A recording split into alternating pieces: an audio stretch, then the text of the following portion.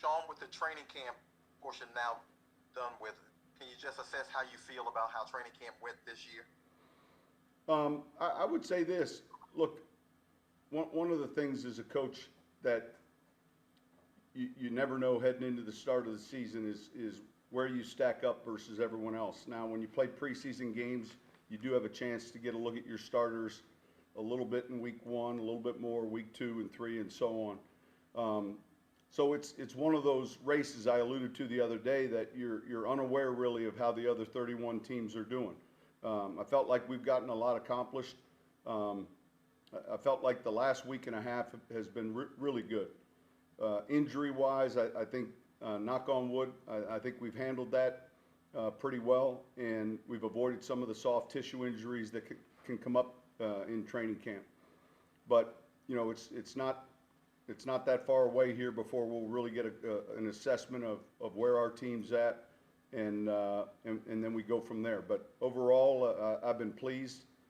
There's still a number of things that we're going to have to work on next week in our game prep, and then get ready to go. With the cuts coming tomorrow, is it more of a difficult process because you didn't have those preseason games? I mean, how did that kind of muddy it up for you?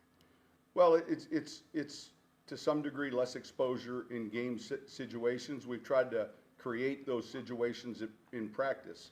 I think the one thing I just finished talking with the team about is, you know, the cuts take you to 53. That hadn't changed, but the practice squad has. And so the flexibility that each club has throughout the league, with 16 now on the practice squad, is pretty substantial. Hey, Sean, just based on the roster that you had, coming into this camp, are the cuts tougher this season, or is it always just tough in a way?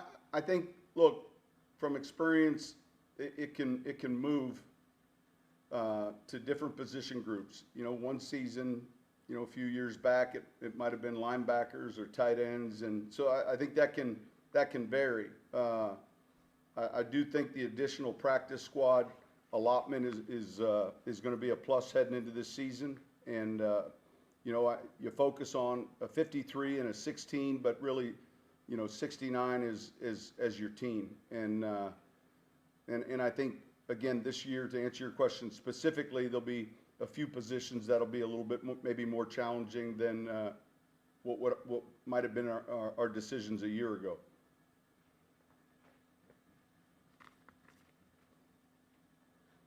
Sean, looking at the defensive end position, are you confident that Marcus Davenport can be someone who can be reliable just because of what he had to go through surgeries and injuries the last couple of years? Do you feel like he will be reliable there going into this season? Yeah, absolutely. He's had a real good camp, and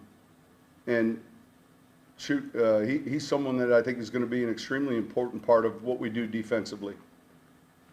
And just to follow up, would you be in the market to find another defensive end? And specifically, I'm asking about Jadeveon Clowney.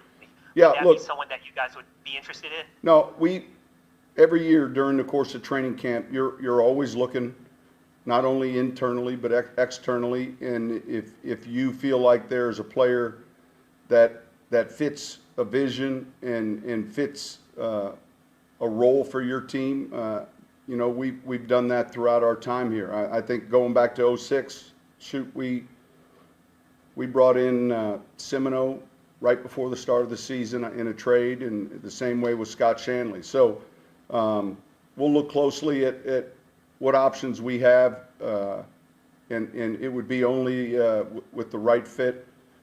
Specifically, I won't comment relative to just one player, but that's something I think every club is paying attention to, you know, throughout the preseason.